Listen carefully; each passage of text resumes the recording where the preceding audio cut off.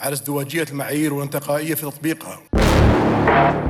এতদিন ভাবা হতো আমেরিকাই একমাত্র দেশ যেখান থেকে সবচেয়ে বেশি সংখ্যক ভারতীয়দের দেশে ফেরত পাঠানো হয়ে থাকে। মার্কিন প্রেসিডেন্ট ডোনাল্ড ট্রাম্প ক্ষমতায় আসার পর এই আতঙ্ক বেড়েছে বহু গুণে। এমনকি ট্রাম্প অবৈধ ভারতীয়দের দেশে ফেরত পাঠিয়ে নিজের কথা রেখেছেন। তবে এবার উঠে এলো চাঞ্চল্যকর এক পরিসংখ্যান। এই পরিসংখ্যানে আমেরিকা নয়, ভারতীয়দের ফেরত পাঠানোর ক্ষেত্রে শীর্ষে সৌদি আরব। সম্প্রতি এই তথ্য নিশ্চিত করেছে সৌদি পররাষ্ট্র মন্ত্রণালয়।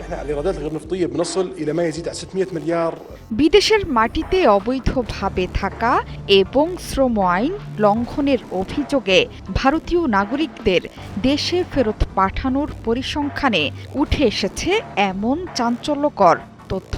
লোকসভায় পররাষ্ট্র প্রতিমন্ত্রী কীর্তিবর্ধন সিং জানিয়েছেন, এর নেপথ্যের কারণ ভারতীয়দের এই গণবহিষ্কারের পেছনে মূলত ভিসা বা রেসিডেন্সি কার্ডের মেয়াদ শেষ হওয়ার পর সৌদিতে অবস্থান এবং কাজের অনুমতি ছাড়া কাজ করা, শ্রম আইন লঙ্ঘন, নিয়োগকর্তার নজর এড়িয়ে পালিয়ে যাওয়া।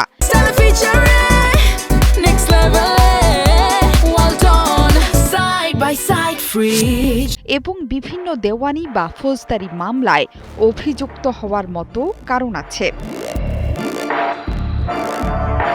রিয়াদে অবস্থিত ভারতীয় মিশনের তথ্যমতে 2021 সাল থেকে 2025 সাল পর্যন্ত সৌদি আরব থেকে রেকর্ড সংখ্যক ভারতীয়কে দেশে ফেরত পাঠিয়েছে মোহাম্মদ বিন সালমানের দেশ।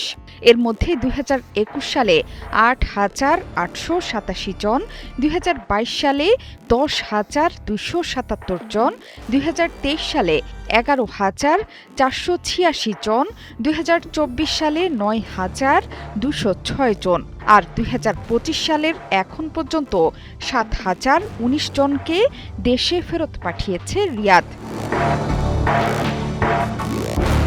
সৌদি আরব ছাড়াও বিশ্বের বিভিন্ন দেশ থেকে বিতাড়নের শিকার হচ্ছেন ভারতীয়রা।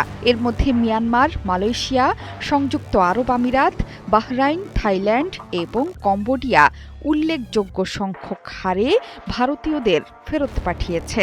মিয়ানমার, মালয়েশিয়া এবং আমিরাত থেকে প্রায় 1,500-এর মতো অবৈধ অভিবাসীকে ভারতে ফেরত পাঠিয়ে দিয়েছে সরকার।